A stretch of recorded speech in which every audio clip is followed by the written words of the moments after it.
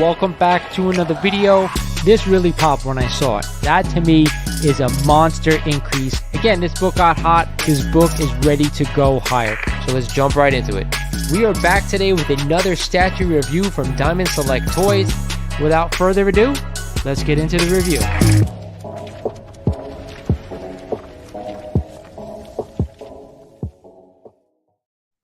What is going on, YouTube? We are live. This is Lawrence over at Mighty Comics and Collectibles. And as you guys can see, I'm joined by two of my best friends in this community, Jason from Omega Collects and Errol. You guys know the great Errol Molnar, the Golden Age master here. Both of these guys are going to be joining me today. Say hello, guys. Say what's up. And let's get talk some comics. Yeah, I'm looking forward to talking some comics today. Yeah, it's good times. Good times, boys. Good times. Yep, definitely. Definitely.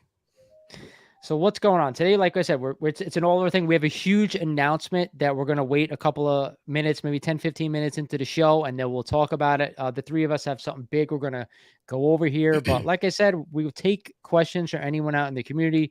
But it's more just a relaxed conversation tonight. Let's talk some books. Let's see what everybody's hunting and go from there. So what about you guys? I know Jason picked up something relatively a couple days ago, so we'll show that. So if you want to talk about that, let's start off with that. Yeah, well, we can start off with it. Let me grab it. But one thing I am doing, as you guys know, is the road to a key. So in the process of flipping or liquidating my PC, you know, I try to buy what I like, invest in quality books that will give me happiness and a return down the road. So, did you want me to show it or? Yeah, go ahead. Absolutely. Okay. Show if you're comfortable with it. Oh yeah. I mean, it's an awesome thing I bought. It's actually page 5 to Superman 1. Excellent panel. I'm sorry about the glare, guys. Excellent panel. I love it. It's got Superman, Clark Kent, the Daily Planet before it was called the Daily Planet, and then on the back page is actually, I call it an action panel because I like original art, but you can see there Gorgeous. Superman taking care of some domestic violence dispute that's happening. You see the guy with the belt and the woman on the ground. Yeah, I love it. The artwork back then was just raw. It was just, you know, a different period of time. So I don't know about you guys. I love seeing Superman with that unfinished logo with the yellow and then the red S. I love it. Now tell me this. I saw I think it was Superman 5. He had a mustache. Action Comics. He had a mustache at some point, or it looked like someone drew it on, but I saw it in a couple of pictures. Did Superman did they try to make him have a mustache or something at one point? Maybe some kid put a beard on him on the cover.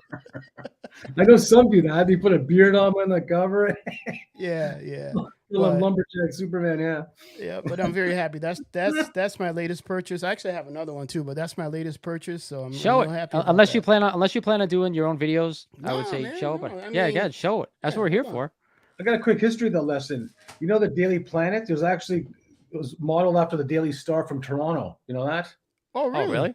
Yes, it was actually Canadians. And Joe Shuster, they actually experimented the name from the Daily Planet, from the Daily Star. Then when it got a little more, I guess I'm not sure why they changed it, but yeah, a little history though. It was actually from the Daily Star from Toronto, the newspaper. That's that's interesting. The more I dive into Golden Age, the more you learn about the historical context. You know, Errol, you share a lot of historical videos. I mean, I watch them and learn a lot, and it makes me that much more excited about what we're doing. And another thing I bought a couple weeks ago. And I'm after pages, but not a lot of pages, just pages to what we call the Gorilla books, Superman, Batman. But I was able to pick up a page from Batman 1. You guys can see that. Oh, wow. Punching Joker in the face there. Yeah. And this is a good page I was able to pick up. And, the panel, iconic, as Errol says, this is a good page. I picked up the same one. This one. So, yeah. I got the same. It's hard to find, but when you told me about it, I found one. It's like, holy shit! Did a quick negotiation, got it down to something I was able to pay for, willing to pay for, and voila. If you don't mind, where did you get those? eBay? Yeah, actually, I did. I got it from eBay. And Errol, I think you remember the guy was kind of fishy. Yeah. And his tactics, the way he was selling it to me, I mean, we had to take the deal off of eBay to eliminate fees. I'm like, oh, red flag, red flag. But yeah, I'm gonna say it happened. I've done a lot of stuff off of eBay, and the first thing I always look for, because I've been burned before years and years ago, if you're gonna take a sale off of eBay, go and look at what they're selling besides what you're buying. Yeah. If they have like a ton of comics, then all right, great. And you go through reviews, see what other people bought. All right, then I feel more comfortable if they have good reviews. If you go in there and there's like 2 comics and the rest is other jargon, then don't do it. Right. And that's one of the things I did, you know, reaching out to you guys, and, you know, just we tend to check each other. You know, we throw things out and we're like, you sure? Okay, yeah, you're right. You know, and that balance is needed, I think, for the area that we're playing in. Just a lot of money, like you say, Errol. You have to open up that wallet, and when you don't open up the wallet, you gotta make sure you're buying what the hell you want. Exactly. I always tell people, say, if you're gonna buy something, don't ever have second regrets buying it. It's just, you know, make sure that actually you want that. Like I know the market is totally crazy compared to where, you know, like I was getting all these books, you know, 10 some plus years ago, and then it was a different era, you know, but now it's got to the point where people are being very fussy and picky, because you have to be, because, you know, it's not that you're going to buy a book today and tomorrow you're going to flip it. You know what I mean? It's buy it, and just, you know, if it's a book that you really want and you want to put money towards it, you know, then keep it. You know, that's what I do. You know, I don't take a book for granted and just buy and just put it in my stash and go, oh, well, I'll just flip it one day. It's a book that I actually want. You know, if it's something else I want even more, then yeah, I could use it for leverage wise. But then the majority of times are now, you know, if I'm going to pay big money for something, it's going to be something that's going to stay in my collection for a long while, because I have faith and I have a good hindsight. It'll perform well. That's what you got to look for.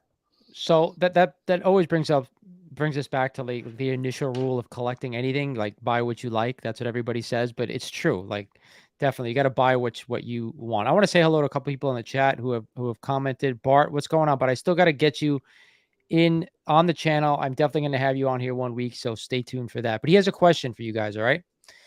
His question is, do you ever run across graded covers only? What would something like a cover for a Tech 31 go for on its own? Would there even be as much of a discount from a complete 0.5? Okay, I did buy a cover, and it was about 4 or 5 years ago. I bought an AF-15 cover, the back and the front. You know what I mean? There's no inside, just the cover. And I bought it from a guy, I think it was on Facebook or somewhere way back when. And he was offering, I think it was like $3,000 for it at the time. I didn't hesitate. I jumped right at it. I'm like going, it's, you know, it's that iconic cover, regardless if it's not got the guts inside it or not. But if it's that Tech 31, how much would it go for if it was a coverless or just a cover? I'd say, depending on how it looks, even if it's like a 1.0 like grade, I'd say probably it'll go well over 10,000, 10,15, well over, like around there. It'd have to be, because a 1.0 goes for over 50 grand. You know what I mean? So it could be $20,000, because there's always someone out there who's going to have a coverless copy. So there's a 1.0 on eBay. It's $80,000 right now. It's the only one I've seen listed for sale. $80,000. A Tech 27? No, 31. Tech 31. Tech 31? Yeah. So you look at the cover. If the cover presents well, you know, that cover is always going to have value no matter what. It doesn't matter. It's like the pages inside. Right. If it's iconic, then yeah. But if it's that's cover, the thing. I would buy a cover, but the book has to be golden, rare, and iconic, and present well. I would buy a cover in a heartbeat. Damn right. So I would too, especially if it's an iconic book like that. I would only do that with a couple of big Silver Age keys, or of course Golden Age keys. You have to. So Robert, welcome, bud. He's got a question for us. Good evening, guys. Is $2,900 a good price on a Tomb of Dracula 10 9.2? So as we're here, I went on GPA, and the last sale for a 9.2 was $2,640, but the 90-day is $3,000.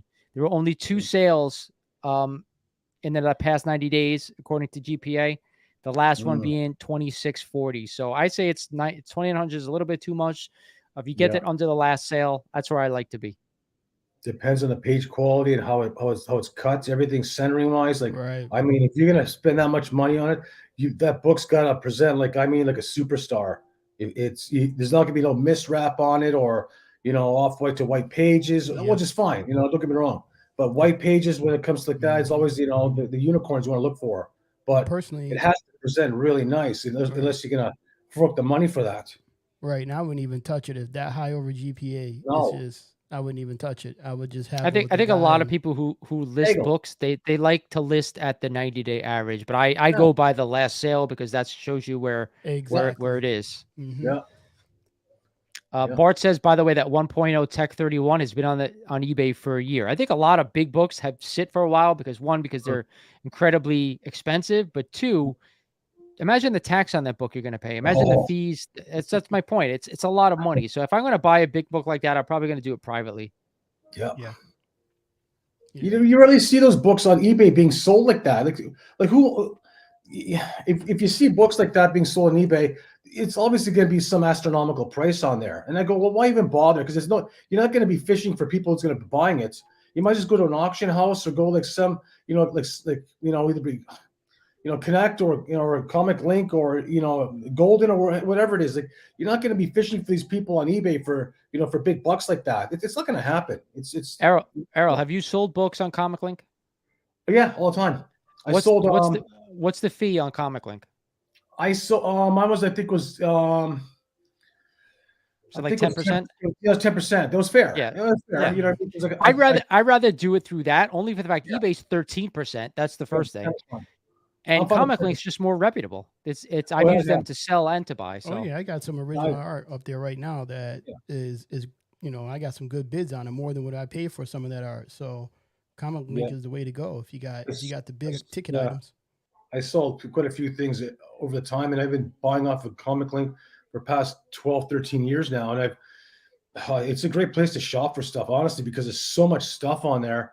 And if you're looking for something, just stick to it, because sometimes if you're like looking for one item and something else catches your eye and you forget about that one item and then it's lost, and then because your mind is going everywhere, just look for that one thing, because sometimes some people aren't looking for it and they get something else, crossing their hindsight for something else, and then lo and behold, you get something for a discount, which I have all the time before. So he's right, but at the same time, and I've been using Comic Link since the early 2000s, and I bought a lot of books there. I've sold a lot of books early. I haven't done anything in the past 10 years. However, if you're looking for big keys, they're usually selling over GPA, so keep that in mind. I haven't seen anything sell for under GPA in a while, but I'm looking at the big stuff. I'm not looking at the medium or whatever medium books. I'm looking at the big keys. They seem to go for higher prices, but couple more people. Kenneth Bird, how you doing, bud? Thanks for joining us tonight. Bart says, my 8-year-old Leo wants to know your thoughts on Carnage. Best issue to get into the beer, $20. The beer amount, $20. I like the book. Carnage is a good book. Was it 360? Is it 361? 361. 361. That's a great book to have. I don't care what the market, if it collapsed last year because everybody was jumping all over it. He says it doesn't matter. The book is still a key book to have. You know what I mean? Like I have a book in my collection for it. I don't plan to part with it because I like the book. It's not. It's going to always have some people wanting that book. It's not going to be a massive book we can retire off of. But if you want the book to have a good substantial thing in your collection, it's a great book to have. It's always a good key book. Start them small, right? Start them small and then work them way up. And if your son is 8 and he wants that book, I would buy that in its highest quality that you can, because he's going to hold on to it. If he wants that at 8 years old, he's more than likely to keep that for the long haul. For me, if it's a book he's going to keep forever, buy that book in a 9.8. There's so many copies of it. If you just want him to have it, just to have, then you can buy whatever. But if you want it like 9.8, at 9.0 is $50 for an 8-year-old. But hey, if he really loves the character, I don't think a 9.8 is that expensive. No, $200 now, $250. Yeah. So much. Nick goes, what's your guys' opinion on trading keys for expensive statues or vice versa? I don't know anyone who takes books for statues. Not statues, no way. I do books for books, never for statues. No way. That's too dangerous. I think there's less people looking for statues than there are for books. If you're going to trade a statue for a book, I think you're trading up. But I think the other way, it's kind of tough. Yeah, that's a risky one there. No, I would never do it. Leo, hi, thanks for joining us. What's up? Would you guys rather go for a big book or pick up smaller priced keys that may have an upside in the future? That's a big question for everybody. I think a lot of people struggle with that. I'll let one of you guys handle it first. That's where that FOMO and all that. That's where I think the challenges come into play. Because And he means depending this on the year, person, 2023. He means this year, so not in prior years, but this Yeah. year. Is that the way to go? it depends. Yes. It just depends on who you are, what you want. How are you willing to open up your wallet? Are you willing to just tighten it up? I mean, what do you want to do? And what book are you after? Yeah, I wouldn't do the small keys now. It's because they're going to be in a trickle pace now because after what's happened in the market the past year. It's Yeah. who knows how long it's going to take to bounce back. But if you're going to be willing to buy a bigger book, just put the money towards it and just buy it, because it's not like how it was ages. Well, when I was doing it, it's just, prices were going up and up and up every single year. But now it's like everything's coming to a standstill with the whole market wise. And now it's how much do you think you're going to buy? If you buy a book, say $500, and it was like, say, Giant Size X-Men, what's the growth potential going to be next year or two? Is it going to start bouncing back? It's tricky. The market is just flooded right now. Flooded. Everyone is you've seen everything come out of the woodworks now. Yeah. I can't get rid of this fantastic 448, 4.5. Yeah. A year ago, it topped out at almost what, $4,000? Yeah. And I can't give it away for $1,300. It's just like, geez. It's a lot of them. taken a major beating. But I agree with you. My always advice is try to get the bigger books first.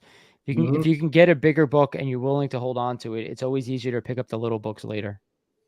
I think it's going to be a good opportunity wise to grab the books now. Like, see your Fantastic 448 when it goes lower, because there's going to come a point where more people get into the market and they're going to want it. So it will eventually bounce back. It's just right now where it's a buyer's market now. I can't stress that enough. It really is. Yep. It's like I wouldn't be scared at all. Like, I buy books right now still. I'm not scared about it, because if you guys are going to go at a bargain basement discount price, I'm all over it. You know what I mean? It's not the same crash forever.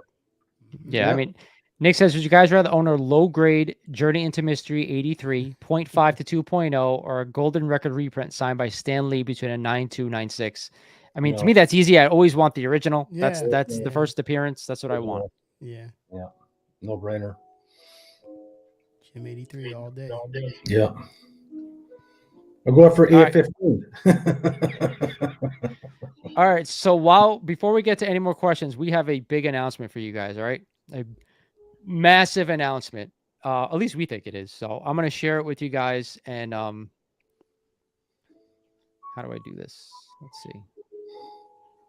There it is. It'd be fun. The $500 comic challenge. So there it is. We're gonna go over what this is, the rules, and give you guys some insights into this. So I forgot. I think Errol brought it up. He's the one who first said, "Hey, why don't we do this?" So what we're gonna do is we're gonna take $500 each of us, and we're gonna give each other a couple of months. I think probably till April or May, whenever our last shows hit here in the areas.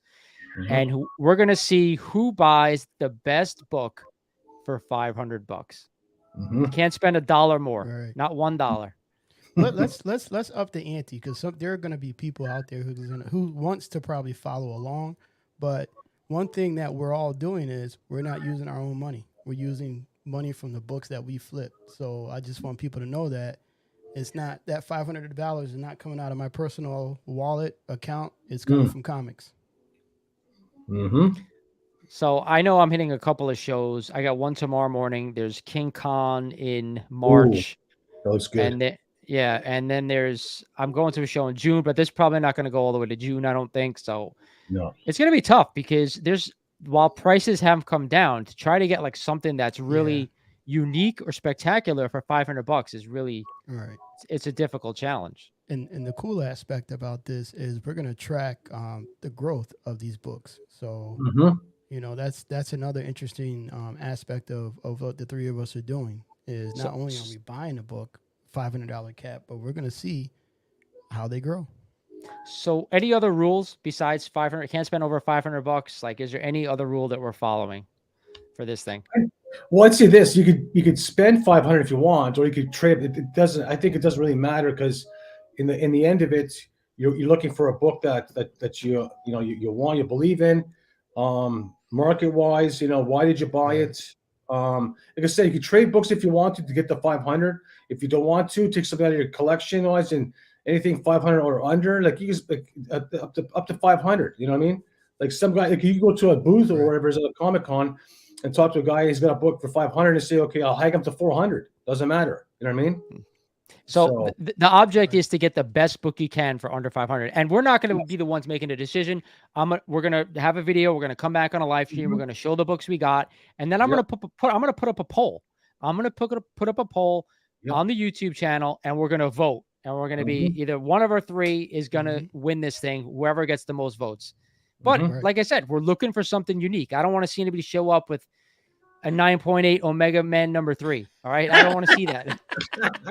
We're looking for something that's like, wow, like you got that for $500. That's not a dime a dozen. We're going after something great. And we trust each other. Someone's not going to pay $1,000 until I paid $500 for this. Honestly, I think amongst the three of us, we know if we spent more than 500, we'll know. So this is going to be fun.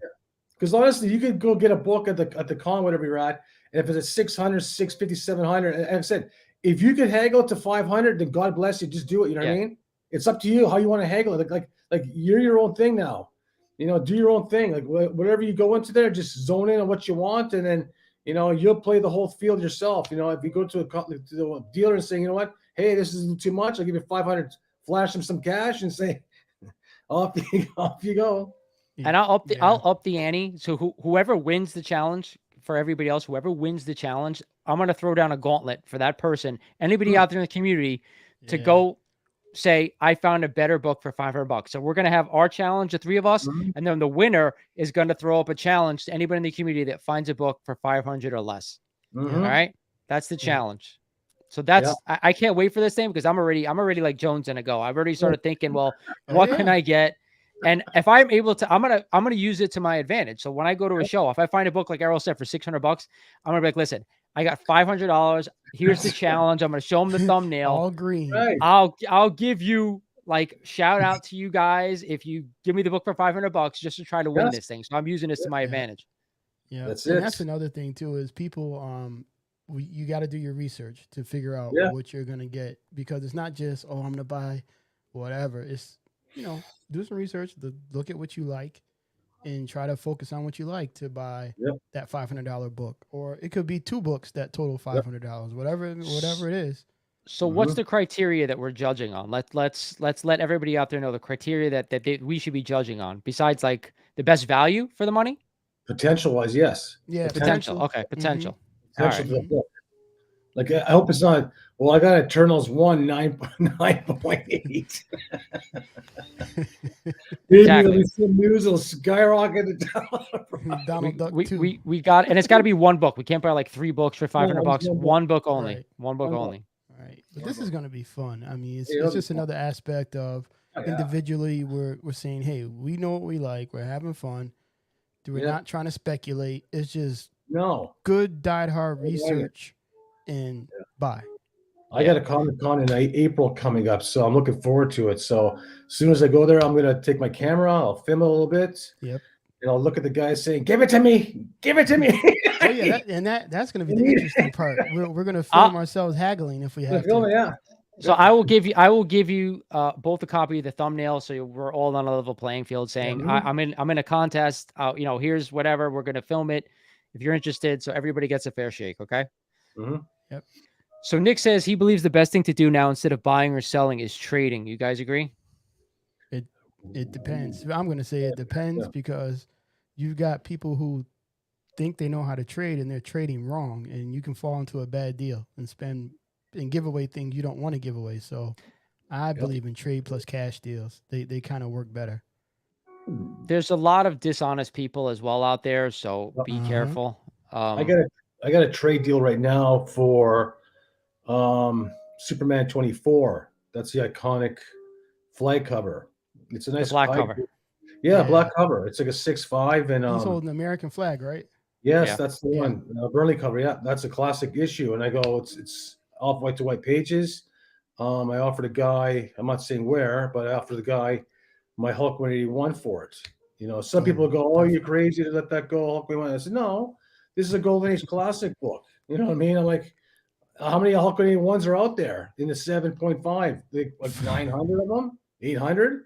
How many books are like 6.5, like a Golden Age classic is out there? Under 11. You know what I mean? Under 11. Wow. I didn't know that. I'm not like it's to each his own. Like this is how I collect. I I collect for the historic moments. Like when I pick up, I don't, I look at something, and go, well, which is more meaningful to me? Yeah, a lot of people like Hulk 21, and don't get me wrong, it's a great book, but for me, I've had like copies and copies of it, but it's amazing because every single time I have a copy, it's like going, I know I'm going to use it for leverage again because it's not one I want to keep holding on to because there's so many of them out there. Yeah, so the one thing I want to say about trading is that if there's a book that you're after and you're willing to give up something in your collection for it, I think that's worth it. So just know what the values are. Definitely. But if it's something you want, then absolutely do it. I myself right now, I'm in the middle of discussions for a trade. So just like Errol is, so I'm not going to say what it is, but that's for another video. So Leo says to you, Jason, where were you Omega on the FF48? I would have snatched it at 1300. I picked it up for 1400, same grade. See, I'm all on Instagram. Sometimes I put good books up. No one responds. See, you guys, right now it's a little sketchy. I'm going to take this thing out. So I put us all back on the screen so I could see Errol there. Oh, that's not it. Hold on. Yeah, I mean, if Leo would have saw me Omega Collects on Instagram and saw that book, I would have gave it to you for 1300. We would have avoided all the fees and bam, deal done. From his son, Bart's son again, Leo, do you think the Null will be a villain that holds up over time? How does he compare to other more modern Marvel characters? I'll let you guys handle this because I am not a modern guy. Well, here's what I did about Null. He's a big character. He doesn't have a lot of appearances, so to speak, that fits my criteria, but he is a big bad that can happen at like phase 9 or 10 with an MCU project.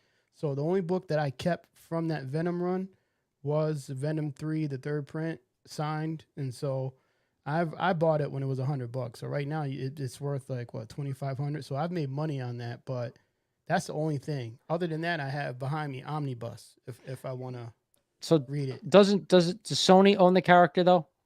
Yeah, that's the one thing that scares me about that. That Sony owns the character, not Marvel. Yeah, exactly. Well, yeah. I'm old school, like I said. I pick up books that are like that's got legs to it. If it's 30, 40, 50 years old and it's been mainstream for so long, I just stick with it. No, like that character wise, I think I mentioned a long time, some person I was talking to, I said, these new modern like books that have these new characters popping up every single day, you don't know how they're going to perform the next 10 years or 20 years or 30 years. You have no idea. There's no history yet. That's what I say. There's no history yet. No, there's not. It could be popular, but like I said, it depends if you got it in, keep it. If you like I said, like old school say, wait, if you like it, buy it. I can't influence somebody to buy it if I think it's the greatest thing on earth. I will never do that. I just buy what makes me happy. It's it. Right. Me personally, I got rid of my Venom run, dumped it. Yeah. I just showed you guys the Omnibus. I could pull it out, and I just kept one book from that run because I believe in it, and that's it. Yeah, that's how I collect. Yeah. So Nick, do me a favor. Follow Jason at Omega Collects on Instagram, and he'll show you the book, and you guys can go from there if you're interested. Unless you have it on you. You don't have it on you, right? It's in the closet. All right, yeah. So just send him a DM. I'm sure he'll. Yeah. If you're serious, Nick, and I don't play games. I'm just straight up. If you're serious, good offer, it's yours, man, and I'll ship it out to you, and that's it. Period. Mm-hmm. Yeah. So Bar says for his 8-year-old daughter, what's the best Fantastic Four books to get for kids? And I can't answer that because I've only read or only collected Fantastic Four 1 to 100, so I can't even answer that. I don't know. And they're all expensive. For an 8-year-old, I mean, when I was back a little New York City lad, I mean, those Fantastic Four books helped me to read and understand, big words and conceptualize science, but I don't know, maybe get an omnibus. Or a trade paperback, you know what I mean? Get the trade paperbacks for them, and she's 8 years old. Yeah, trade paperback's probably the way to go at that point. I agree with you. Because if you give her, like, say, an expensive comic book and she's just rummaging through it, that's the thing. Just get a thing. Yeah, that's beautiful. That's it. That's he said he's got a hot tub full of Oklahoma viewers glued to your advice. There you go. That's great. $60. And she's got 1 through 50, probably 1 through 60 right there. Here's a great question. Ready? Yeah. Alex, what's up? Thank you for joining us. What's your take on Gambit's real first appearance? That's a good question. We don't go there. Yeah, I sold all my Gambits. So I don't know. 260. Is it 261? That's his first appearance, right? 366. 366. And then It's the just annual, he's on the extra cover. annual? Yeah, Yeah, the annual. I think yeah. it's a 366. It's always been that until like the past 2 years. It's like Hulk 180 to 181. We all know Oh, it's God. 181. It's like, I know it's people just It- complain about the market because they didn't get a 181, so they want to make the 180 like more valuable than what it is. Sorry, ain't gonna happen. It's the Sorry. money book. That's what I call it. Yeah. It's whatever is the money book is the book. That's the real first appearance. That's right. And people cry because I didn't get it 181, so I need to get 180. Oh, but the 180 is the first appearance. Well, that's what you think. No, CGC that's not doesn't what the think market so. says. That's right. So Nick was like, what do you guys consider the value of these 3 books? An FF1 Golden Record reprint 5.0, Journey to Mystery 83 Golden Record reprint 5.0, Hulk 181 4.0 unpressed or cleaned old label. I'm looking to upgrade my Hulk 181. So I'm going to start by saying, let's start with the 181 because I just sold a 181 a few months back. It's around 3,400. That's the price right now for a 4.0. Yeah. Yeah. It's 181 all day. That price, that book dropped. I mean, you can get a good damn near 9.0 for $8,000 now. So it's everything has dropped. I was looking at FF5, dude. I bought the book for 7,500. It's at 3 point. It was raw. Got it graded. It came back a 3.0. A 3.0 just sold for $6,000. It was like that's ridiculous to me. Like so cheap. And you got like 4 of them, right? I'm down to 2. Gotcha. And that one might be leaving soon. Gotcha. But the golden records, I don't touch those. I can't tell you anything about those. I love them. So if you can get them on the cheap, I'll never forget this story. I went to my LCS. They had a Amazing Spider-Man 1 Golden Record reprint on the shelf. They had it for like $200 and it was beautiful. So I bought it literally within 6 months. I sold it for like $800. So well done. It was like good job. That's it. I got this. You can't go, this bud's if you can't go get the first one, if you can go get the true first, for you. I love those record reprints. If you can't go and get the real thing, they're just as nice. Some guy's probably body goes, damn it. What's funny is I saw this guy in the LCS years ago when I started collecting again, and he thought the golden record was the real deal, and the guy was like 800. He was like 800 for this. That guy wouldn't got the $800 so fast. He was like, it's not the real one. His head went. He goes, there's no price tag on this one. Is this the real one? Wait a second, hold on a second. Let me get my little marker, put a little S. Presto change. Now it's the real one. I feel bad because I hope the guy told him this is not the first. Feel bad. He wanted it. Like you got to tell someone, listen, this is not the first true appearance. But Nick, you should upgrade your 181 if trade cash deal, upgrade. Yep. Get yourself an 8.0. So Nick doesn't have Instagram. So do me a favor, Nick. There's my contact info is in every video. Send me an email and I'll get you Jason's email and then you guys can talk through email if that works. Yeah, okay? Just go to Omega Collects or just, Omega Comics 22@gmail.com. Just toss me an email. There you go. All right, that works. I didn't know if he wanted to give his email out to everybody. That's why I did that. It's Omega Collects email. All right, there you go. Bart, sorry, buddy. I'm working on a massive trade right now. I was gonna hold it forever, but I'm working on something. So that sales show. Yeah, it is. So, anybody have any more questions? Please don't keep them coming. We're still that he's got something cooking in that stew pot. Yes, I'm trying. We all 3 of us have shit cooking, so people will be surprised what the 3 of us talk about. Yeah. The conversations. I go to sleep and I still hear the message things going off. Like I hear I have it on vibrate, so I keep hearing vibrate. And my wife's like, he's in Australia, so you hear at 3 in the morning. I hear. Yeah. My wife rolls over. Like, who's texting you? Who's messaging? I'm like, oh, they're just going on because he's in Australia. Exactly. So it's like it keeps going. It's like he's like nonstop firing. I'm like, it's like a group text. I hear 3 o'clock in the morning my time going, who the fuck is dinging on my thing? I'm asleep still. Oh, I love it. Yeah. Oh, it's great. It really is. So you see what I got? You see this. Wait till I get up. All right. Hold on. Errol has a really great sense of humor. So if you guys aren't following him on Instagram, he always posts some funny shit. He really does. Yes. Have him on the show. if you guys show. And he's been on a couple of shows. He's been on what is Some it? big Absolute shows. Nerd podcast he was on recently. Mhm. That's fun. I guess. I think yeah, Jason, you're going to be on this show, right? Yeah, him and I are working Awesome. something out. So hopefully in the next couple of weeks I'll be on there. I'll talk some trash and all that, have a good time, drink some water, and They actually filmed one with me last week. I think it's airing Monday. So if you guys haven't checked out the Absolute Nerd podcast, I think it's called, check them out as well, because I'm going to be on it on Monday. yeah. That's awesome. Another question from Bart. First Doctor Strange is so ugly. What is the best looking Doctor Strange to buy?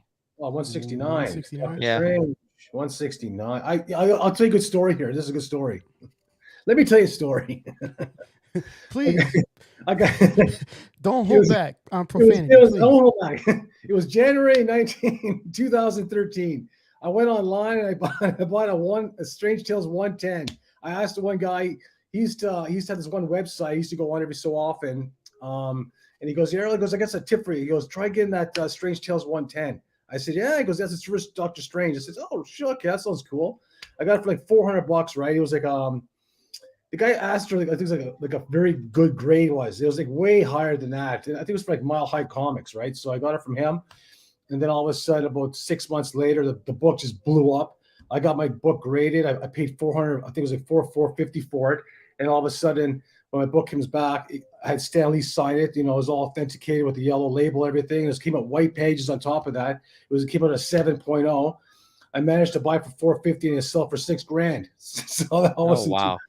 that wasn't too bad. That kind of sounds like the story I had. I bought a Strange Tale 110 about when I came back in 2018. Paid $1,000 for it. 3.5 signed by Stan Lee. Nice. Paid for it, and I sold it before that. What was the last movie? The Multiverse of Madness. Mm-hmm. I sold it 3 months before that for $5,000. Good stuff. Here, you can have it. Take this. Take it. I don't want that shit. I love it. That's how you do though. If you wanna, you know, you got to find the right buys. Like you find a Strange Tales for $400 or whatever. Like you got to just hunt and find somebody who either undergrades a book or doesn't know what they have. Yeah, That's the key. People are maybe stuff you could press out and resubmit and get a bumps. Do you remember when the TMNT books, the first Raphael came out? It was going crazy. Like, it went nuts. I bought a 9.6, right? I bought a 9.6 for $600. I wanted it for the collection. And I go, "Oh, that's cool." I was trying for a 9.8, couldn't find it because they're so hard. So I settled for a 9.6. The book blows up to, I think it was like 3,800 or 39 for a 9.6 because the 9.8 went over like $6,000 or $7,000.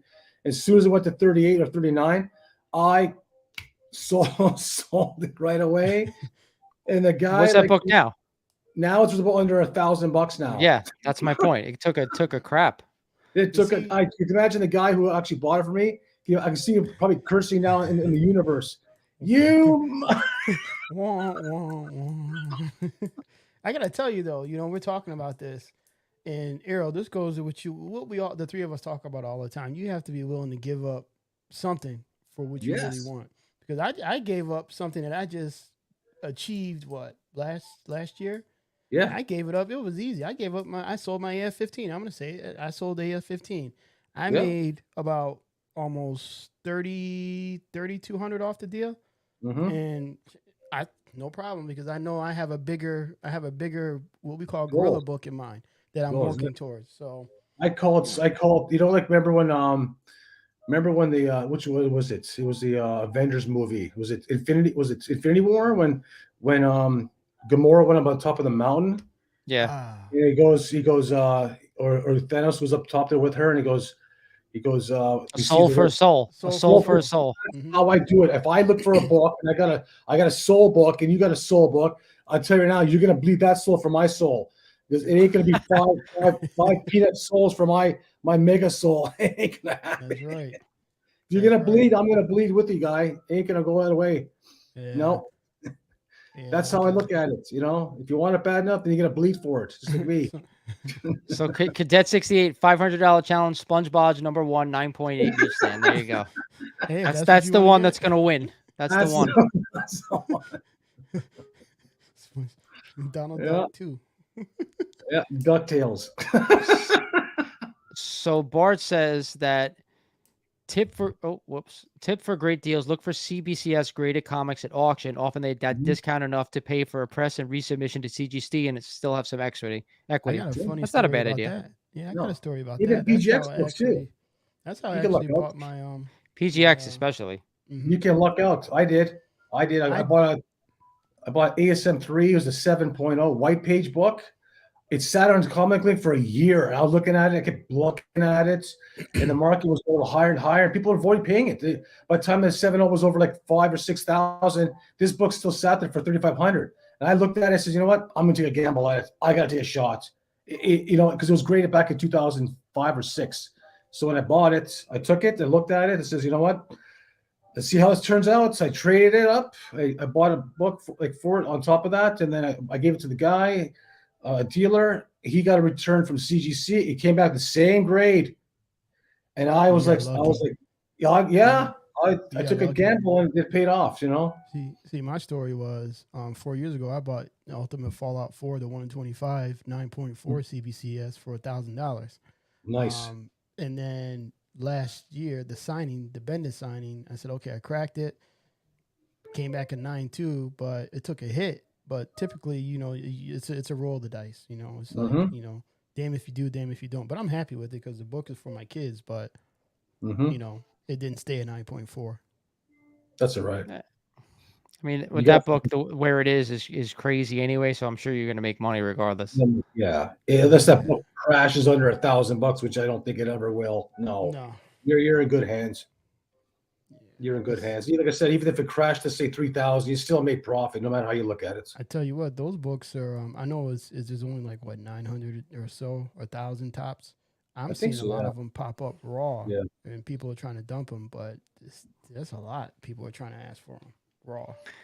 Yeah. Well, I mean, there's so few, but I still don't. That book is not even about the first appearance of Miles Morales anymore. It's just about the rarity, and Bryce Comics put out a good video about how that book is more about, who's got the bigger cock, basically, who's got that book and who doesn't. So, and I agree with him. So it's not about the character anymore, and that takes me away from why I do this. So, yeah, that's why. Totally different. Different time, man. When I was collecting, back in the day with Wizard magazines and stuff, it was no stress.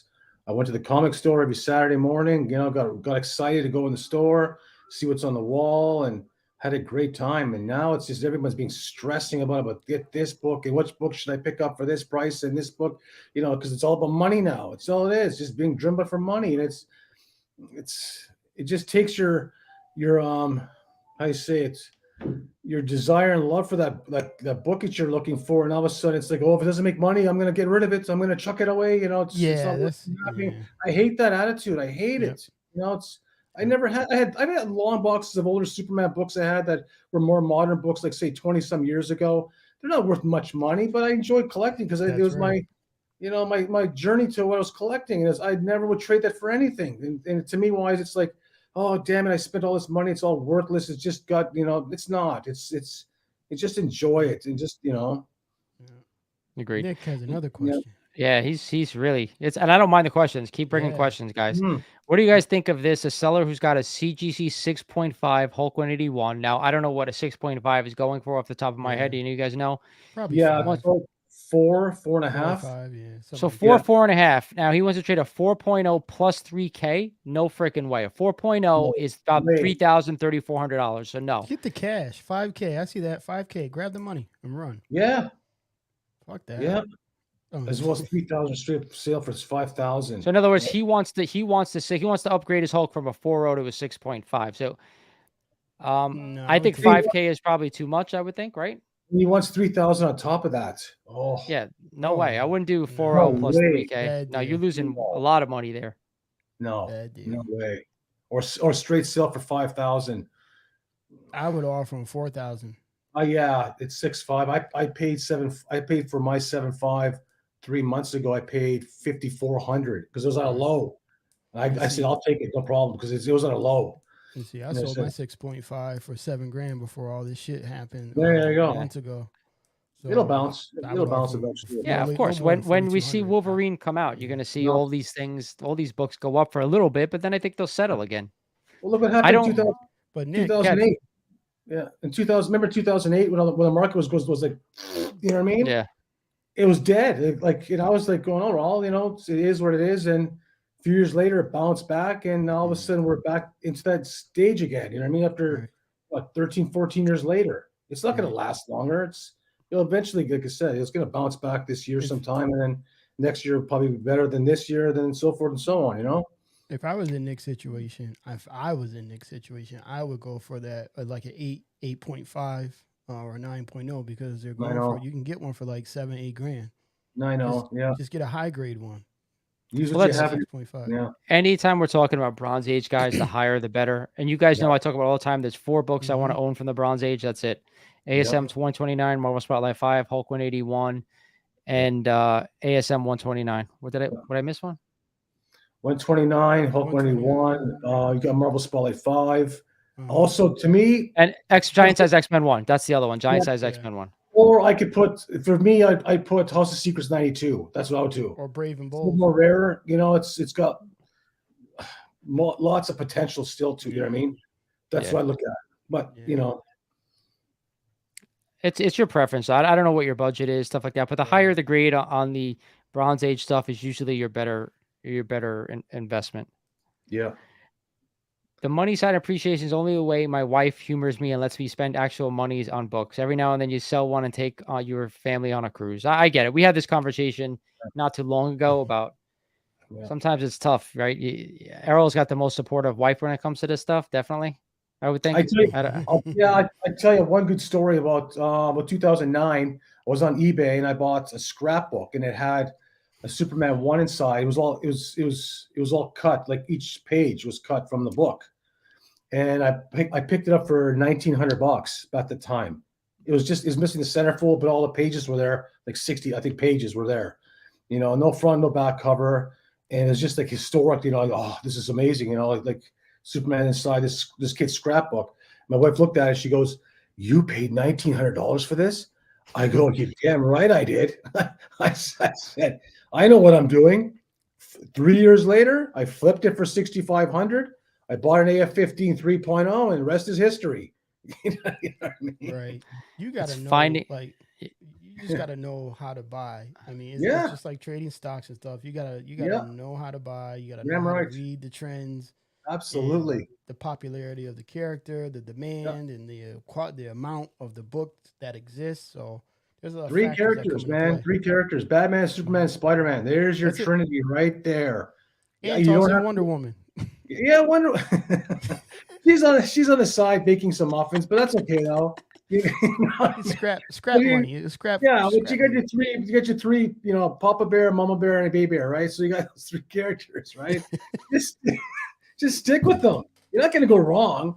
You never go wrong with a Spider-Man, Silver Age book. You're never going to go wrong. But too many people still go outside the perimeter, think that something's going to catch their eye, have a better opportunity. I said, no, you're not.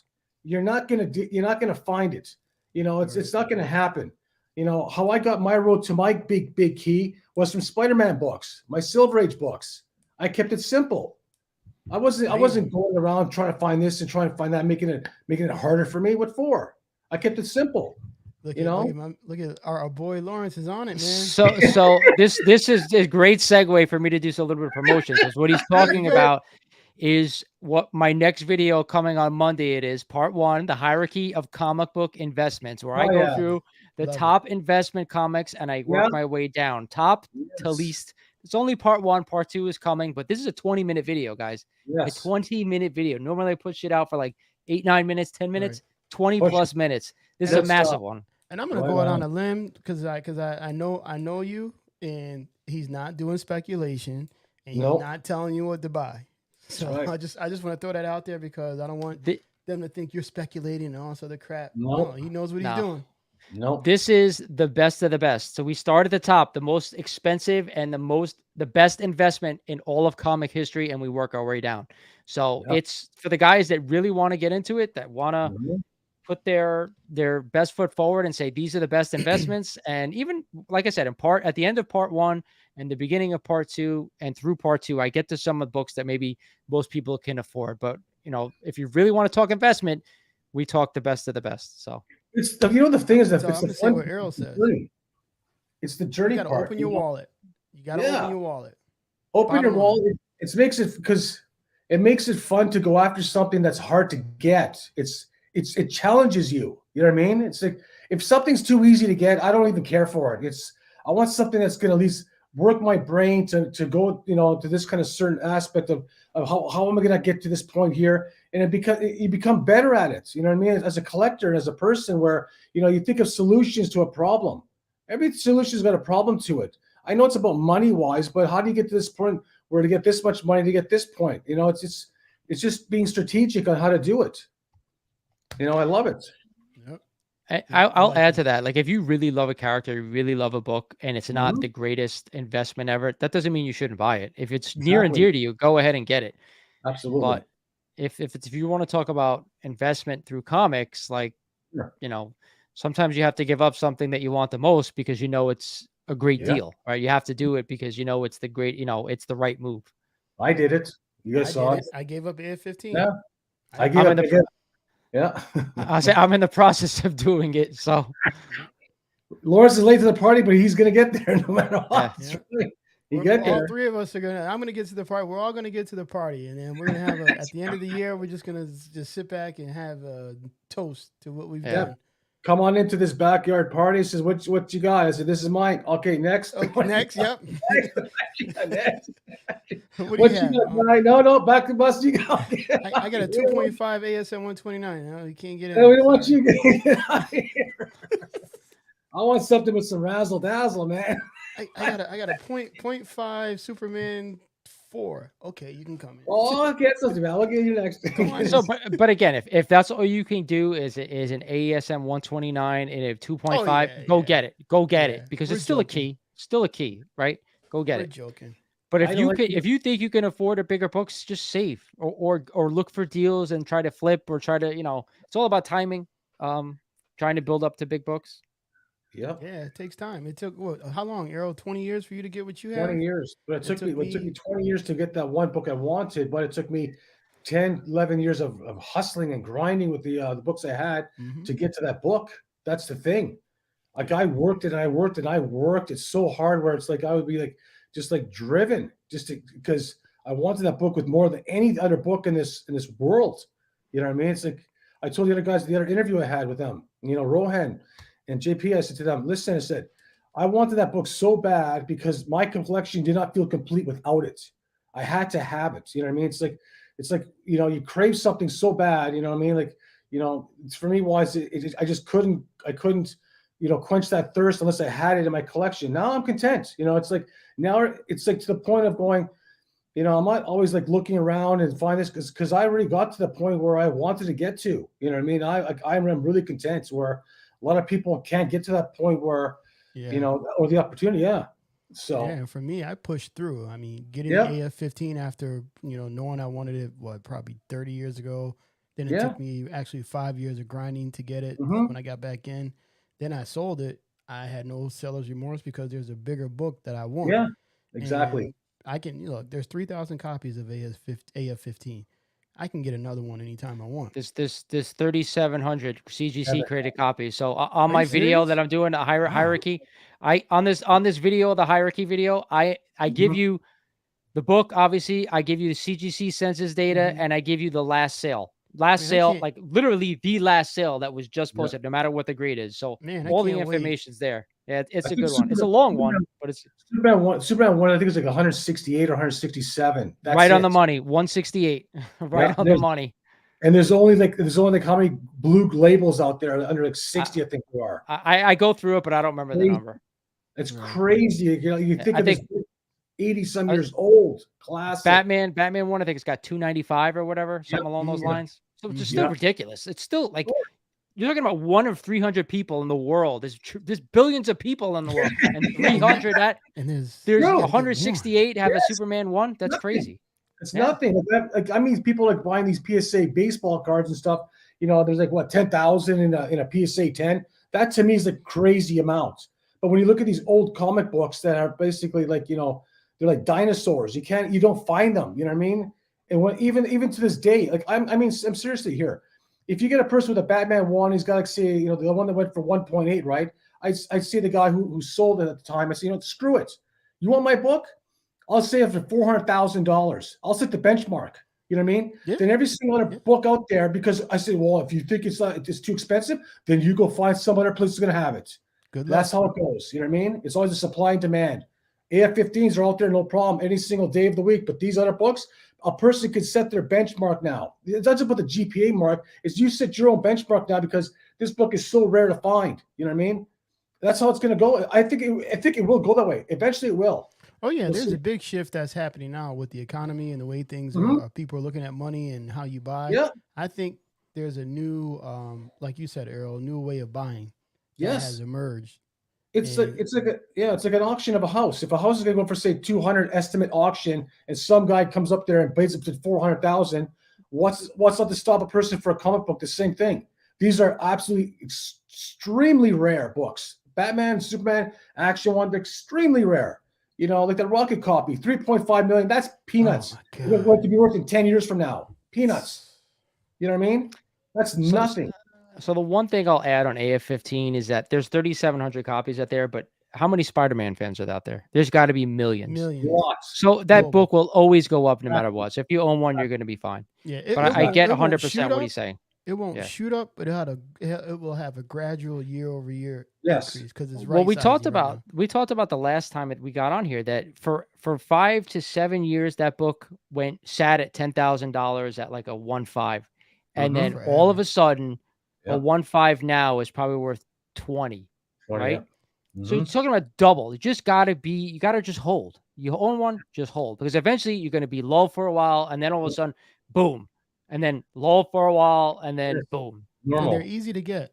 People think they're hard. They're easy to get. They are. I bought a 1.5 for $1,500. That was something. I bought a 2.5 for $4,000, but that was 20 years ago. See? I bought the coverlesses back then were going for $800. I'm like going, look, if I played my cards right, I should get at least 5 or 6 coverless ones. I should have done it, but I didn't. So Cadet says he's got his coverless, and that's awesome, bro. Perfect. That's perfect. Hold on to it. Yeah. Perfect. Brad says been collected for years. He doesn't chase like he used to. He's going to be dumping sooner than later. The only thing I'm going to add to you, Brad, is that now is an awful time to sell because everything is just sitting. It's just sitting because so much is out there. Yes. Surplus. It's like a garbage dump of books now. People just dumping in the market and saying, I'm just lost and just leave it at that. And then I wouldn't do it now unless it's a really big book. Really big. That's what's selling. Yep. That's what sells still, because the dealers are still going to want book that are liquid still, but they'll get it for a little bit of discount. But just to take a book and just dump it, it's not good for anybody to do that. Well, I just saw some big books sell for cheap, man. Like I said, the FF5s 3.0 for $6,000. Yeah. I think that's cheap. X-Men 1 2.5 sold for like $6,500, which I thought was cheap because 2.5 maybe like a year ago was approaching $10,000. Yes. Now all of a sudden it's back down to $6,500. So did you see FF49, the Galactus cover? That's like 7. Those go for like $1,500-$1,600 now. Yeah, it used to be almost like $3,500 a book. Yeah, I know. Like everything is. Now's the time to Now's the time to buy, not sell. Now's the time to buy. People are going, well, how low is it going to keep going? Well, it doesn't matter, because if your book's gone down by 50%, you still got it for 50% off. The way I look at it, discount. If his book was at 3,000, it's now 1,500. How are you losing out? Because if it goes down to 1,000, which I don't think it might. Well, I don't think so. But still, even if you get it for 1,500 for a book that was worth 3,000, you got it for half off. Yeah. You can't go wrong. That's why I'm not really upset that my Fantastic Four, the 48, won't sell right now. I mean, it's not that it won't sell. It's just there's a lot of them because eventually it's going to right size a little bit. What'd you buy for? I bought it for $900.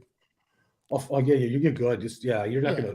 It won't go below that. Right. No. And when I say these books, like I bought them cheap. There's books I bought back when I used to collect in the late '80s, early '90s, and then stopped. So a lot of the stuff I had sitting in my my PC, and just pull them out like shit. I got this. Oh shit. Okay. Yeah. And I learned about grading. I didn't know anything about CGC and all that shit in 2018. Like, what the hell? Why are people putting their books in plastic? What the fuck? I come from the era, you just put it in a bag and buy 2 copies and hope for the best. I mean, when I collected back in the day, I didn't collect because for money. I collected because I was so invested in the characters. Yeah, That's that's right. how I did it. I would go to the store and buy these books, and I even chased like old memorabilia. Like I'm looking for old Superman toys from the 40s. Like there's one I'm looking for. It's turnover like a turnover plane. It's a Mark's toy one, 1940. I'm looking for that one, even for a tank as well. Like these little vintage stuff is like how all these promotional pieces came out with the character, and to me, it's just having so cool to have because it's historic. I love it. I want yeah. I want the old Micronauts. I used to have Oh them when I yeah, was a kid, but it's even the hard to old find them. Transformers, the first original ones. Oh The my God, the G1s, yeah. diecast? Oh I used to, hell yeah! yeah. Like these, So yeah. I was gonna say Errol turned me onto this when me and him first started talking about vintage collectibles that are related. Like he brought up the Superman toys from 1940s, but he turned me on to like the newspaper clippings.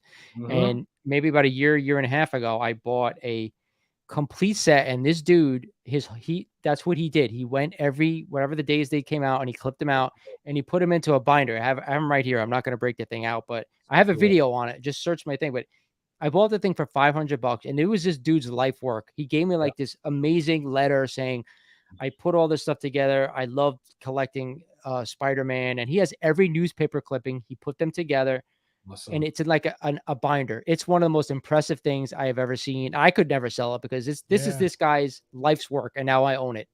Yep, Yeah. 2 owners, and the Beautiful. backstory Yeah. behind it. Beautiful And to have.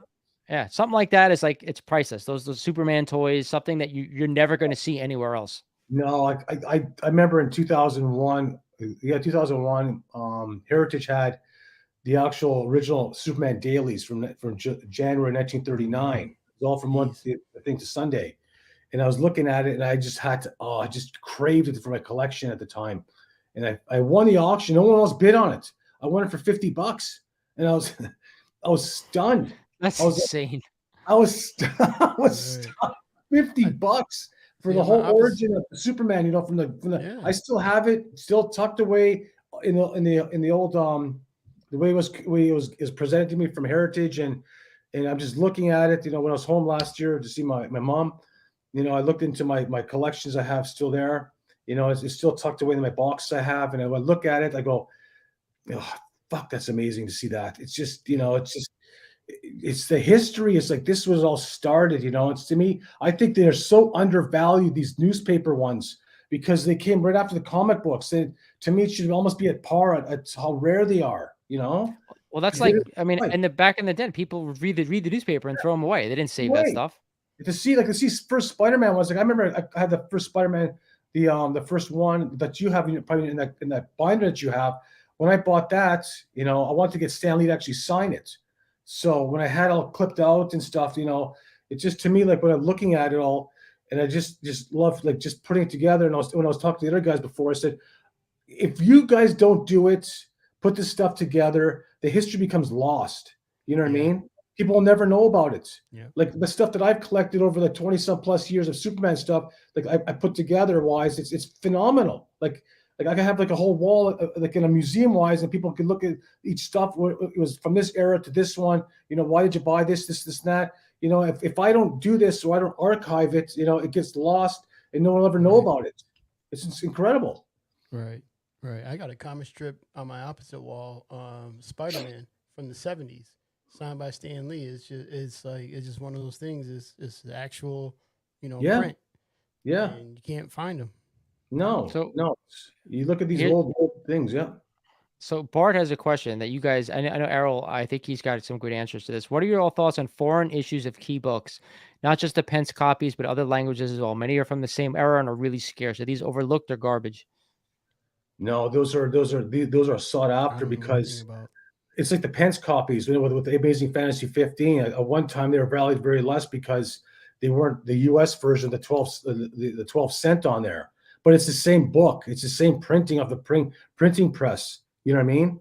Like these other books, like from other, like say, like I have a few issues from the Australian ones where there's a hard one to find. It was the Australian version of Amazing Fantasy 50 in the book. It was one of the first printed when I was on Australia. I found that book, I think it was like last year, and it took forever to find it because you don't see it. But I value it because it's the first time it was ever presented in another country.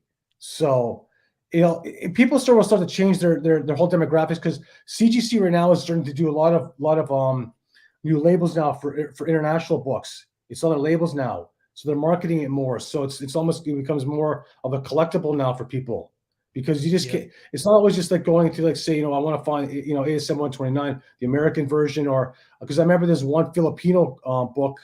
This for the Philippines is a ASM 300. That book is a unicorn to find. A lot of people are trying to find that book. Even I'm trying to find it, but it's hard to find it. Really hard to find it. So, because it's valued more. It's same thing with that Mexican version of Gwen Stacy and Peter Parker, the wedding one. That one is coveted. Now that's international. Now why is it worth more? Because because it's rare. Right. All the characters from the Marvel cinema, they killed her off. So there she kept her alive, and all of a sudden now the book is more treasured now, which is kind of cool to see that. I'd love to have that book. It's so hard. Where are you guys getting all this information outside of Mighty Comics and Collectibles? Nobody's sharing this type of info. So make sure you're following me. You're following Errol on Instagram, and of course Jason on Instagram and YouTube as well. Because this, like I said, you don't hear this stuff in the comic community. You don't hear about these unicorn books. You don't hear about the history of some of the comics as you do from Errol, and the two of us. So make sure you guys pay attention. Forget about all the modern spec. That doesn't mean you shouldn't buy modern books. That doesn't mean you shouldn't read modern books. You should, but you shouldn't be paying thousands of dollars outside of a few books here or there. No. Like, history is more important than some of the shit you're seeing now. Yeah, research the research. The most important thing. That's the way I look at it. To me, it's when you look at the history of something that's so old, it's always going to have merit to it. You find something where, it's like. Look at the page I showed at the beginning of the show, the Superman one, and so many historical moments are in that page 5, and breakdowns and what happened, and the art. It's just that fascinates me. Yeah, I bought that page of mine, that Superman 1 book, from the first page, the rocket, the whole first origin page. I bought that in 2004 or 5. I think it was 2004 or 5 or 6. I can't remember. But when I bought it, the guy he gave it to me for $600. Like, I knew exactly what I was buying. The guy said to me when he sold to me, he says, "I know I might regret this later on, but he needed the money." And to me, when I bought that page meant so much to me, because it was the origin page. You know what I mean? Like, a lot of people go, "Oh, why would you buy it? It's just a page. It's not worth much. It's not like the book." You're missing the point here. This is the most significant page to this book, which makes this book so significant. I look at way beyond past that. And then all of a sudden you look at these pages now coming up into light now, 20 years later, you know what? There you go. So even Captain America pages, that's what I think is going to be the new. It is. Mm-hmm. It's inevitable. Like, look what's happening with Batman. The big thing. Yeah, look what's happening to Batman 1 book now. People are chopping it up now. You see that online? Well, you see, Did you see that? I didn't mean to cut you off. I'm sorry, Earl. Did you see that the 8.0 Batman 1, somebody offered $2.5 million for it? I saw that. What? That's Go collected a big thing they put out. They had an offer for $2.5 million for an 8.0 Batman 1. There's a 9.2. I think it's a 9.2. There's a 9. I think it's a 9.2 or 9.4. It's the highest one. I'm not sure. I want to say something real quick. Excuse me. I want the people to know that when Lawrence, you spit out that dollar amount, Errol and I, and even you, we took a step back, like, whew. But our common theme was, that's a good thing. Absolutely. Too much. That's like the 9.6 AF-15 that sold a couple of years ago. That's what if that sells for that amount, that's what's going to happen to that book. At least that's what I think. So that's what I want to make people think. If that sold for that much, let me do some research, look at what I have, and let me try to set a road to a key. The key could be, Superman 1, Batman 1, whatever. It could be anything that you want. Whatever your goal is. It doesn't have to be a giant book. It could be whatever you have your sights set on. Yeah. At the modern, moment. anything, any Copper Age. We don't talk about that, but I dumped all my Copper Age books. But there's stuff in the Copper Age that you may want. Just whatever the hell you want to do it. I loved it when I was back in the comic store on Saturdays I used to go to. This one guy had this one store, the Wolverine limited edition one with the Rubenstein cover with the claws like this. When I was at the store and I looked on the wall, I could just picture that book in the Overstreet Price Guide, and I look inside there, and to me it's like going, wow, that's something else. That's the kind of stuff that excites me. Like when it excites you to see something, it wasn't about, oh, this is going to be worth this much money. I could feel it now. You know what I mean? Exactly. As soon as you start thinking like that, you're done. You're done. You know what I mean? Like you're not going there because you get that thrill of that hunt. You know, like you got something and you want to hold on to it. Now all of a sudden there's a big dollar on it. It's like it becomes stressful now. You know, it's so we have some YouTube family in the house. What's up, Swaggle? How you doing, bud? Thanks for joining us tonight.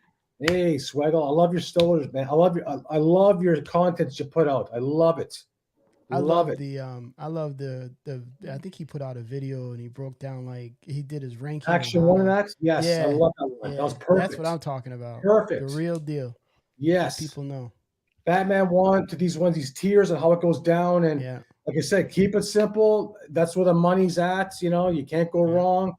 You know, you go from Superman Action 1, you go to Batman, then you go to, say, you know, I was going, that was perfect. Yeah. So here's a great question, because we've talked about getting together, because we're all three at different areas. I'm in New Jersey, Earl's in Australia, and Jason's in Georgia. So are you guys coming to San Diego Comic-Con this year? I'd love to. I would love to. That place, that's like a toy store of toy stores, that place to go that's to. That's gotta be some flight for you though, man. Oh man. Yeah, that's about a 14-hour flight, but I tell you, man, it'd be worth it to go there. Yeah, you can't, if you come, you can't leave without a book that you really or just come to party. And how long's the flight to New York? From here to New York? Yeah, there you go. You know, to me, like the fly, like to go there, man, that's because I know a few people actually from here who actually went to San Diego Comic-Con, but then the issue is, once you get a ticket, you have to hold on to it, because if you go every year, if you don't, you lose it. Go back onto the queue site. Oh, really? I didn't know that. Yeah, you have to. Yeah, that's the worst part about, because now it's like you go on the queue site, and if you get queued up in there in this one area online, and once you get in, because there's only so many allocated tickets for the whole event. I think it's like 200,000 tickets, and because it's the regulation wise for fire and all that stuff, because they can't capacity wise, and that's the cutoff limit. So that's why when one of these tickets become available for people who don't go every year, people are just all over like just hunting for that ticket, you know, the golden tickets to get there. You guys should come out to New York, because I went to New York Comic-Con this year. It was fun. It really was fun. I mean, and you could just buy a ticket, so you don't have to go nuts about all that other stuff. We had a blast, man. I met some YouTube community members. I know it's not as big as San Diego, but there was still decent stuff. I mean, there was a lot of crazy stuff, man. It was packed. Marvel had a presentation, they had a whole bunch of stuff. It was a lot of fun. So if you guys want to do that, I'll buy you the tickets. You guys just get here. You guys just get here. I'll pay for the Comic-Con tickets. That is in my Billy week to go. I have a friend who knows someone to get VIP passes and all that. So, when's the event there in New York? When's it come out? October. So, yeah, and I miss home, so I'm definitely going this year. Yeah, if you guys are interested, like I said, I'll you guys just got to get here. You could even stay with me. I don't care. I didn't ask my wife if you could stay here yet, but I'm sure she won't care. Hey, look, when Errol come, you'll find books missing. Yeah. And then Errol like, yeah, look what I got. And I'll go, yeah, look what I got. I got this for $500. Yeah, and I traded it.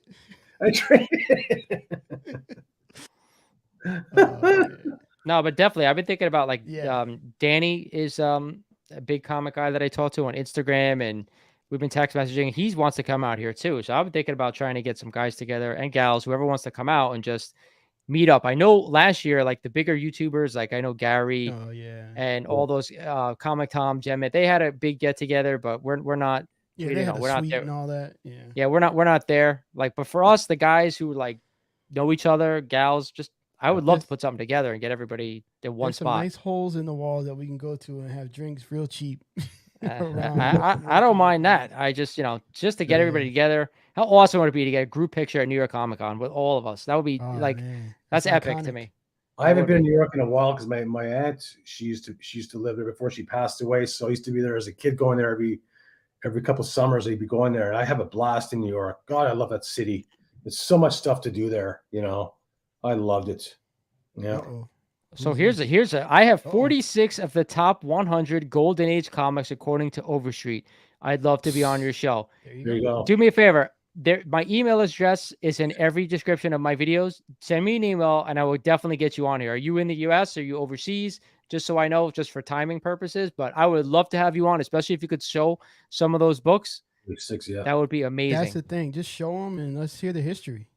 That's cool. How you got them and stuff like that would be great. I mean, I'm sure everybody would love to see some of this stuff. So Nels Batar, I don't even know if I'm pronouncing that correctly. I apologize, but what's your biggest book that you own? Value-wise. Oh, he's in the U.S. Where in the U.S. are you? But while he's doing that, I mean, 46 of the top 100, that's got to be some bangers. Yeah. I got an Overstreet card right here, but damn, he's doing good. Absolutely. Nice. When you hear stuff like this, you're going, my stuff's worthless. Hey, look, he's gonna go. I got a 0.5 action 1 raw. Raw, right? Raw. So he's in Florida, so that's awesome. You going, my stuff's not worthy. It's not worthy anymore. So we have about 10 minutes on the stream, and then I'm going to cut it. So, because it's like 9:12 here on the East Coast. So we got 10 minutes. If anybody else has any questions, we'll finish up the combo. I want to remind everybody that we're doing that.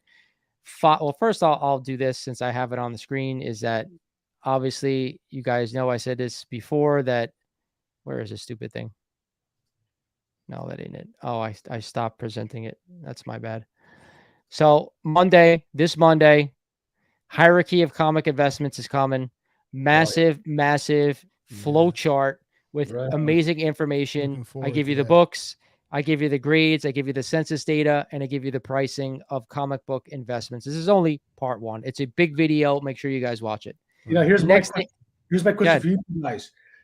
You got money coming in tomorrow. You got, let's say, 150 grand, right? You got 150 grand. You can't spend it on a mortgage.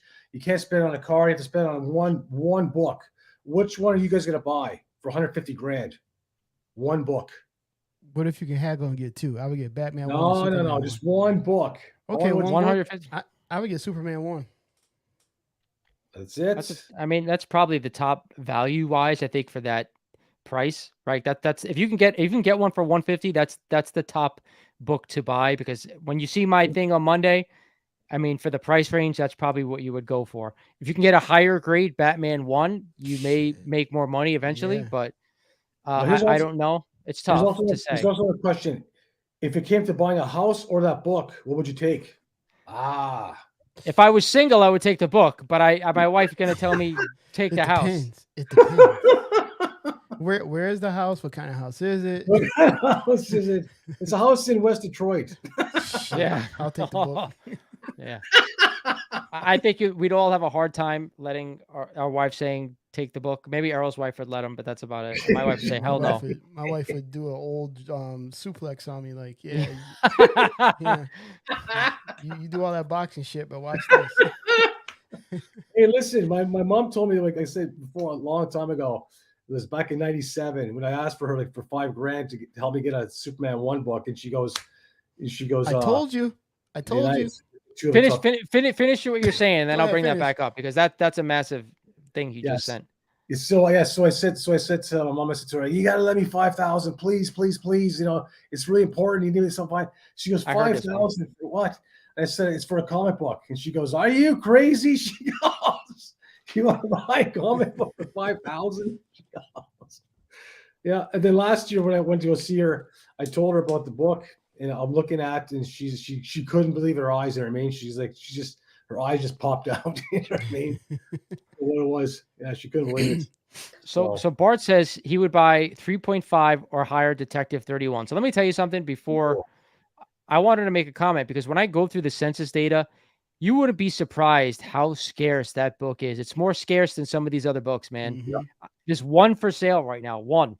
So it's crazy. But watch that video Monday. You're going to hear some of the census data. You're like, holy crap. Because there are other books that are on this list that are even more scarce than an Action 1. It's crazy. Yeah. So make sure you're paying attention. So he owns an Action Comics 1.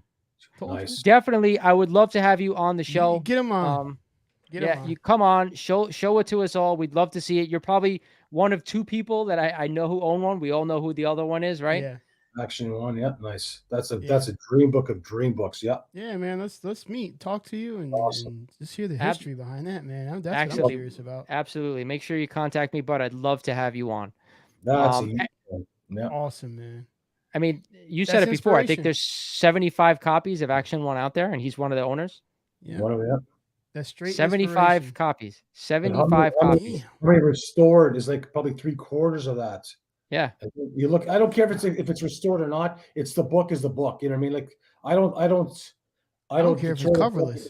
Yeah, I don't care if it's coverless or not, or just I don't care because any part of that book is still, you know what I mean? It's something else. You know what I mean? Like I never forgot. Yeah, how that book was performing when I saw it back in '97 in Minneapolis Comic Con. The guy I was looking at the guy. He had it on this one shelf, and I almost like just fainted. I looked at it and I said to him, "Is that what I think it is?" He goes, "Yeah." And I said, "Is there any chance I could hold it?" He goes, "Nope." What was the price tag you had on it? at the time? No.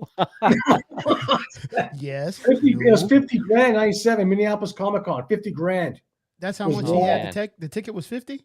50,000. I was there to Ooh. see Dan Jurgens because I wanted to meet him because obviously, you know, I was a fan of the Death of Superman. I wanted to meet him and Yeah. other guys there. But when I turned the corner with my brother and I looked at it, I said, fuck. I almost had an anger. I was like, oh, I gotta sit down for this one. So I don't know if I don't know if I told you this story, but when I was at King Con 2, I think Yeah. it was I went to, I got to hold the Detective Comics 27. It was a 0.5 file copy. I don't know if it was Bob Kane's file copy, but Yeah. they wanted $1 million and change for it. Jeez. Absolute Comics had it. Absolute Statues and Comics, they have it. I don't know if they still have it, but it was over $1 million. Wow. There's a picture on my Instagram of me holding it. It was I gotta take a crazy. look at that. That's incredible. How did it feel to hold them, Lawrence? How did it feel to hold them? I was scared. Like I was literally like I'm like trembling and I'm like, but it was This is amazing because I would never be able to hold it. It looked better than a 0.5, but I forgot why it was a 0.5. incredible. That's incredible. That's like I said, that's his history. Yeah, that's the top character, you know, next to Superman. Like it doesn't get better than that, you know. And that's it right there, the history. Yeah. Because when you own those books, you start finding things about the history, the times, and what was happening, and how things were drawn, and why things were drawn, time limits, people drunk, drugs, all that crazy shit. Yeah, Exactly. when you get to that level, when you get to that, like, when you get to be fortunate to get to that level, those books. How do you say, like me personally, how it feels? It's like the goal has been set. I can't surpass it. It's like winning a Super Bowl. How do you surpass it? You know what I mean? By winning a couple more, you know, it's like, but that first time you get to that point where you win your first one, you never forget it. It's just, you know, anything else becomes like surreal. It's like, well, yeah, I'll have this book, I'll get this one, but to get to that level where you actually get that one massive grail, Right. you know, you feel like, you know what, that's the end of my road. You know what I mean? Like that point, Right. you know. But take into consideration what you just said. 1997, it was $50,000. I don't know what the grade was. It was raw, I assume. It was raw, but it looked nice though. It was like it wasn't beat up at all. It was nice condition for how it looked. So we all know that the 6.0, right? That just sold for $3.5 million. Yeah. So $50,000 in 1997 turns into $3.5 million. Yeah. In less than 20 years. 20 years. Over 20 years. Yeah. 25 years. 25 years. And there's one guy I never forgot. He was in a newspaper. It was in an old advertisement from 1970, 71. This one guy, it was a newspaper clipping I saw. He paid for Superman 1 back in that day. I think it was $1,000 or $1,500 he paid for Superman 1 book. They thought he was crazy. This is 1970, mind you. In 1970. Look at the book, and like at that time, you could buy a house back in the mid 60s for $5,000. You know what I mean? Yep. It's for one person to buy a comic book. Like obviously he knew what he was doing to buy such an iconic book, and you know, I'm like going, that's incredible. Like what the value to that at that time compared to today is almost the same. How you look at it. But just to $50,000 to me, it's like you look at $50,000 now, insane. and it's like it is. Yeah. I couldn't imagine. I'd go back in time if I could and buy that and just come back to here. And that's the thing. That's the thing. When you have books like that, or even thoughts of books like that, if you're a historian or want to know the history and dive deeper, it's the history aspect that gets you. Like I just learned, Errol, you sent something to Lawrence and I think about 2 weeks ago, and I caught in the clip during the 30s, like the 30s and early 40s. I finally understood the reason why there were so many crime and detective books, and Yeah. why they shifted it like that, and then why they moved away. And Yeah. so like people focus on those true crime stories, and you got the LB Coles and all that, and then they moved away from the superheroes, and they got back into the superheroes. There was You just got a to post reason that for stuff. everything You they got to did. post that stuff to everybody, so everybody can see that stuff, because it really is. It's a great Yeah. history lesson to why things are the way they are now. It really is. Like that's why it intrigued me. Like how, like I said, how I got into, the collecting wise, and then I dig deeper into something where, you know, I just love like the hunt for it, just the information, and what makes this so significant. It's there's no value to it, like dollar value, but it's just like the historic merits to it. That's how I look at things. And Yeah. to me, wise, like I said, when I saw that book back in 1997, just look at the price wise. I'm like going, to me, wise, that's like where I'm from, you could have bought a house for 50,000-60,000, right? Yeah. And I'm going, wow, that just like that book just blew me away. I just like to look at it, and just to kind of like this, just like you're just in the zone, and you look at the guy who's like holding it there, like going, man, you are, wow, that's fortunate to have that kind of book, just to kind of have on that shelf, and not to see it slab at the time where the slabbing wasn't even alive back then. It's just everything was raw books, and just when I walked out of there, I'm like going, man, that was something I'll never forget. I said, to see that my grail of all grail books about Action One, that was something else. Yeah. Like that's like you can like.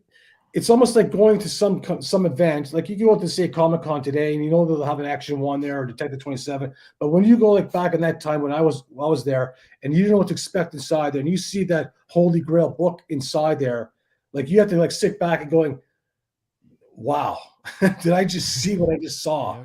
Yeah. Blows you away. It does. It's like I said, it's your memory you'll never forget as well. No. So, all right, guys, it's been an hour and a half. I want to thank everybody in the chat and everybody's joined us today for this live stream. Thank you so much for checking in. Like I said, we try to give not only great advice, but just a history lesson, especially when we have these two guys on. They really give you things that you might not have known, like rare books, things that are looking at. We do market analysis. We do everything here, when we get together. So make sure you're following all of us to hopefully just, get to know each other and talk some comics, right? Because that's what it's about. And of course, big announcement, $500 comic challenge. The three of us are throwing down the gauntlet to each other. We got to spend up to $500, and whoever gets the best book voted on by you guys out there in the community gets the win. And then the winner challenges whoever else in the community, and so on and so forth. So I want to thank you guys again for joining me tonight. It's always a blast. Yeah, so thank you. You know what I love the most, Lawrence, on the end of this? Your show, your podcast, your channel, you tell people what not to buy, but what to buy, what you like. That's what makes it different between other channels.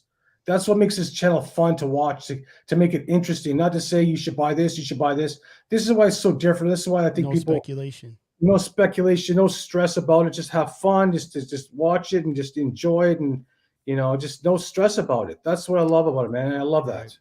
And I appreciate you guys saying that. But listen, if it wasn't for comics and it wasn't for us having like-minded, the way we collect, I would have never met you guys. But they've also taught me things. So keep that in mind. Like I didn't know shit about anything in the Golden Age, right? Yeah, I basically knew my Silver Age stuff that I knew. I learned a lot from both of these guys, and that's what it's about. So something that I'm too familiar with.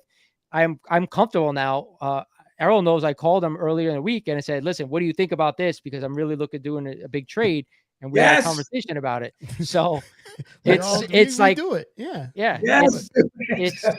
It's definitely helpful having good people in your corner when we're doing like-minded things. So that's what this is. Whole community is about, at least to us.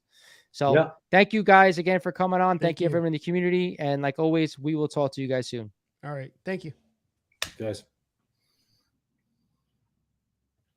Good show. That was a good one. I love it. Loved it. I like that. This is catchy what we're doing. It's catchy because we don't speculate. We don't tell you go buy this, buy that. We're giving people a chance to open up and say. I just fucking realized that I did.